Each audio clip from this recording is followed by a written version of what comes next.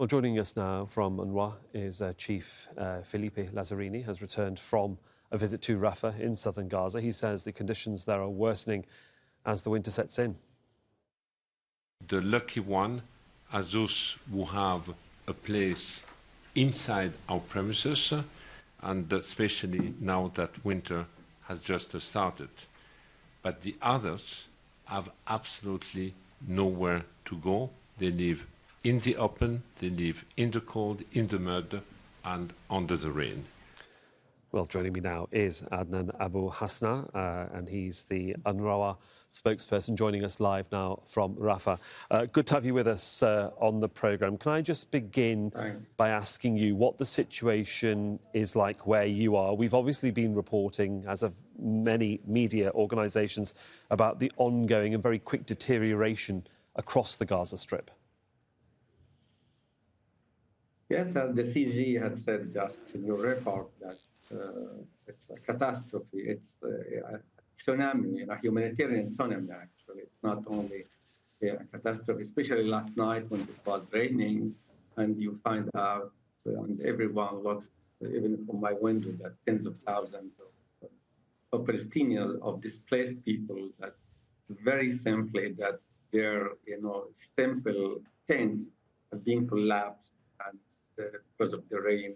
They were under the rain and the mud. It really was a misery, to look like that. Anyway, we have in our shelters now, in 155 shelters, more than 1.3 million IDPs, internal displaced persons. They lack everything. We provide them with a can of food, a can of bean, and a bottle of water every 3 days. We don't know how can a family, of 5 members can survive with something like that. Okay. Very simply, people are starving here. Okay, Mr. Hasna, let me just take this. Let me just take this one step at a time, because the sound quality is obviously pretty difficult, and we appreciate there are communication issues with you. So we'll be brief and quick as well. Tell us what sort of aid has actually been able to get into the region. You've told us a little bit about what people can get from you, but how much aid have you received, and how much more do you actually need? Look, we are receiving today about 100 trucks, through Rafah crossing point. Maybe 50% of the trucks goes to Palestinian Red Crescent and 50 trucks going for UNRWA. Among these trucks, we have sometimes 10 trucks of water, 20 trucks of food, and other trucks of medicine, and so on. What we need, to get into Gaza, we need hundreds of trucks per day.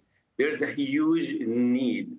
Without letting hundreds of trucks, and the commercial line, to get into Gaza, I think that we will suffer a lot. The population will suffer a lot, and we as agency will not be delivering as everyone expecting, from us.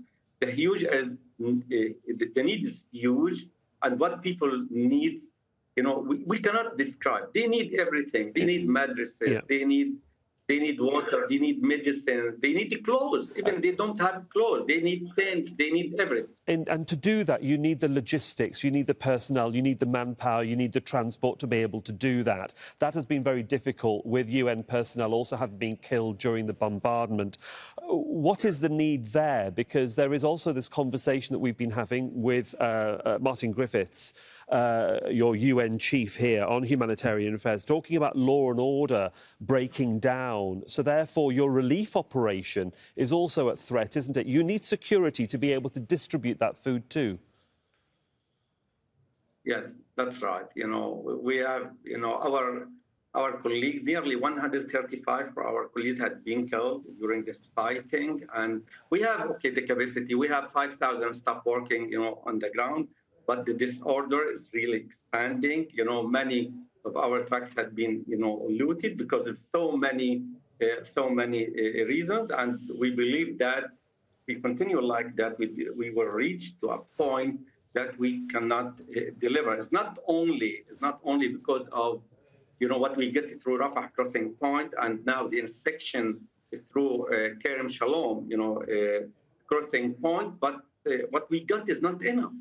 It's not enough. The average of trucks that we got, it's nearly 60 or 70 trucks per day. On the other hand, the real need of the Gazans for humanitarian aid and commercial, line, it's about 600 trucks per day. So we are talking about only 5% of what should, enter into Gaza.